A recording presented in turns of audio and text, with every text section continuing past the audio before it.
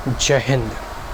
देखिए, आज हम आर्थिक दृष्टिकोण से प्रधानमंत्री नरेंद्र मोदी की सरकार की विश्लेषण करने का प्रयास करेंगे और इस माध्यम से हम आपको बताने का प्रयास करेंगे कि प्रधानमंत्री नरेंद्र मोदी के आने के बाद 2014 के बाद किस प्रकार से आर्थिक क्षेत्र में भारत दिन और प्रतिदिन नई नई ऊंचाइयों को, नए नए कीर्तिमान स्थापित कर रहा है, नई नई ऊंचाइयों को छू रहा है और भारत दिन प्रतिदिन और प्रगति के पथ पर अग्रसर हो रहा है।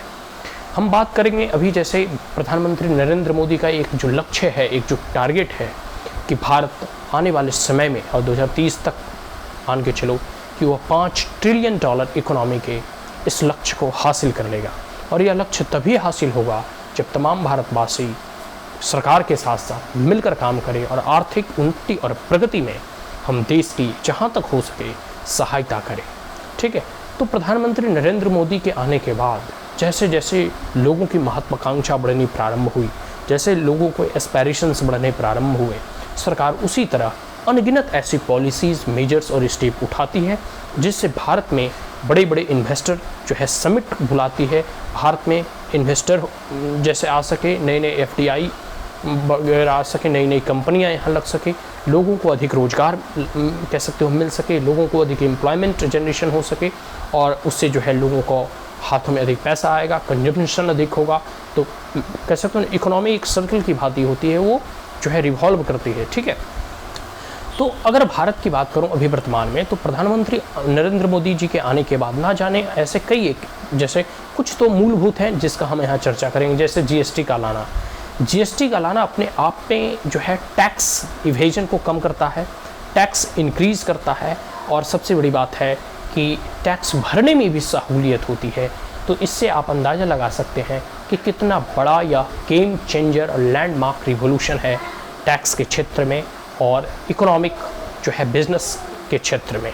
ठीक है, और इसके साथ साथ कई सारे ऐसे जो है स्टेप्स उठाए गए, जैसे सिंगल विंडो सिस्टम हो, कई सारे ऐसे क्लियरेंस वगैरह आपको चाहिए होता है जब आपको इंडस्ट्री या फैक्ट्री सेट करते हैं।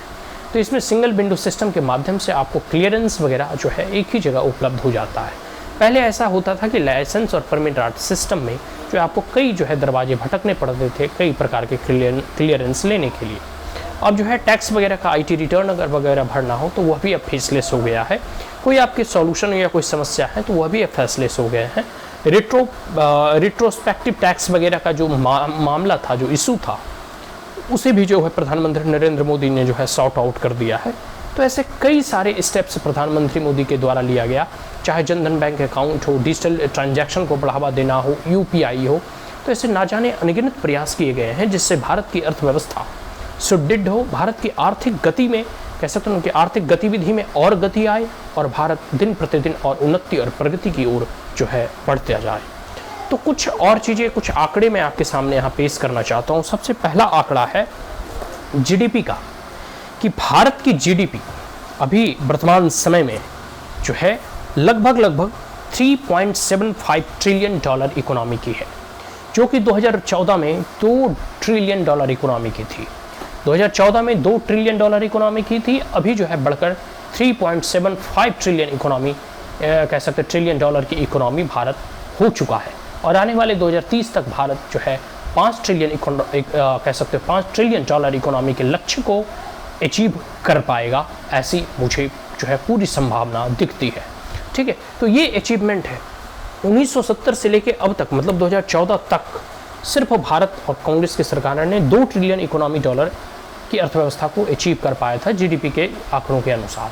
लेकिन अभी भारत जो है 3.75 ट्रिलियन डॉलर की इकोनॉमी भारत अचीव कर पाया है, मतलब 1.75 ट्रिलियन इकोनॉमी डॉलर सिर्फ हमने 9 साल में अचीव की है। तो इससे आप अंदाज़ा लगा सकते हैं कि भारत में किस प्रकार से नए नए जो है इनोवेशन का जो है कह सकते हो कि नए नए स्टार्टअप का जो है एक रिवोल्यूशन जो क्रिएट हुआ है। तो नई नई इंडस्ट्री और फैक्ट्री भारत में इस्टेब्लिश होनी जो है प्रारंभ हो चुकी है। ठीक है, नए नए स्किल इंडिया मिशन लॉन्च किए गए हैं, make in India, invest in India, PLI scheme और कितनी अनगिनत स्कीम ऑलरेडी हम पहले भी गिना चुके हैं। इसके बाद दूसरा हम जो है आपको डाटा जो है रखना चाहते हैं। जब 2014 में प्रधानमंत्री नरेंद्र मोदी की सरकार बनी और जब 2014 तक कांग्रेस की सरकार थी, उस वक्त भारत की अर्थव्यवस्था मतलब इकोनॉमिक साइज के दृष्टिकोण से भारत जो है विश्व के 10वें पायदान पे था। लेकिन 2014 के बाद जब नरेंद्र मोदी की सरकार बनी और लगातार एक आर्थिक जगत में नए नए परिवर्तन, नए नए रिवोल्यूशन, नए नए रिफॉर्म किए जाने लगे, तो भारत की अभी इकोनॉमिक साइज जो है वो 5वीं सबसे बड़ी विश्व की अर्थव्यवस्था हो गई। मतलब इन विगत 9 सालों में जो है 10वीं कह सकते हो कि आर्थिक दृष्टिकोण से भारत की साइज 10वीं थी, 10वीं पद पे था, वो अभी बढ़कर जो है कह सकते हो कि 5वीं सबसे बड़ी अर्थव्यवस्था हो गई। और आने वाले समय में हम चौथी और तीसरी और दूसरी भी बड़ी अर्थव्यवस्था बन सकते हैं। तो ये नरेंद्र मोदी के नेतृत्व में इतनी तीव्र गति से भारत जो है अपनी आर्थिक उन्नति और प्रगति कर रहा है। तो ये 2 आंकड़े हमने रखे। तीसरे आंकड़े हम रखते हैं एक्सपोर्ट का। देखो, भारत सदैव जो है हर एक देश जो है इंपोर्ट और एक्सपोर्ट करता है, तो भारत भी जो है इंपोर्ट करता है, एक्सपोर्ट करता है। लेकिन 2014 के आंकड़े हैं वो 312 मतलब 312 जो है बिलियन डॉलर हम जो है एक्सपोर्ट करते थे 2014 में, 312 बिलियन डॉलर। और अभी जो है 2000 वो कह सकते हो कि 23 में विगत 9 सालों के उपरांत भारत जो है 770 ट्रिलियन डॉलर का एक्सपोर्ट करता है। तो एक्सपोर्ट के दृष्टिकोण में, निर्यात की दृष्टि से देखोगे तो भारत इतनी प्रगति और उन्नति कर चुका है इस विगत 9 सालों में। तो आप इससे अंदाज़ा लगा सकते हैं, क्योंकि जिस देश की अर्थव्यवस्था को अगर और आगे बढ़ाना है तो ज़रूरी है कि वो मैन्युफैक्चरिंग और मैन्युफैक्चरिंग के साथ साथ एक्सपोर्ट, ठीक है, क्योंकि जब तक एक्सपोर्ट नहीं होगा तब तक भारत की इंडस्ट्री अधिक मुनाफा नहीं कमा पाएगी।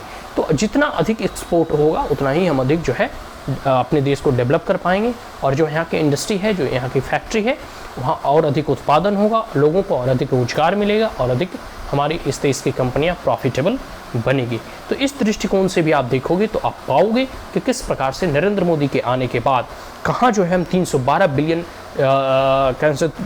बिलियन जो है डॉलर एक्सपोर्ट करते थे, अभी हम 770 मतलब दोगुने से भी अधिक जो है हम एक्सपोर्ट कर रहे हैं मात्र इन विगत 9 सालों में, 9 वर्षों में।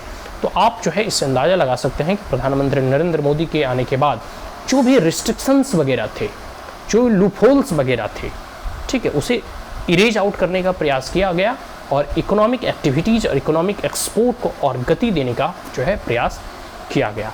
तो आने वाले समय में भारत और तीव्र गति से नई नई ऊंचाइयों, नई नई उन्नति और प्रगति को जो है छुएगा और भारत जो है 5 ट्रिलियन डॉलर के इकोनॉमी के लक्ष्य को अचीव करेगा और साथ साथ जो है विश्व की चौथी और तीसरी सबसे बड़ी अर्थव्यवस्था बनने की ओर भारत बढ़ रहा है। तो इसमें तमाम जनता जो है नरेंद्र मोदी का सपोर्ट करे और जहाँ तक हो सके भारत को और उन्नति और प्रगति करने में सरकार की भी सहायता करें। और तो और एक जो चीज़ हम जो है और अंत में जाते जाते बताना चाहते हैं कि भारत अभी विश्व की सबसे तेज़ गति से बढ़ती हुई अर्थव्यवस्थाओं में से एक ही नहीं है, बल्कि भारत अभी विश्व की सबसे तेज़ गति से बढ़ने वाली अर्थव्यवस्था के पायदान पे पहले नंबर पर है। और हम चाइना से भी अभी भी हमारा जो है जीडीपी लगभग जो है 6.5 और 7 के लमसम 6.5 से 7.5 के बीच में भारत जो है अभी विश्व की सबसे fastest growing economic of the world है, economic nation of the world है, ठीक है। तो ये जो है प्रधानमंत्री नरेंद्र मोदी की अचीवमेंट थी और आर्थिक दृष्टिकोण से हम कुछ आंकड़े और डाटा के माध्यम से आपको यह बातें बताने का प्रयास किए।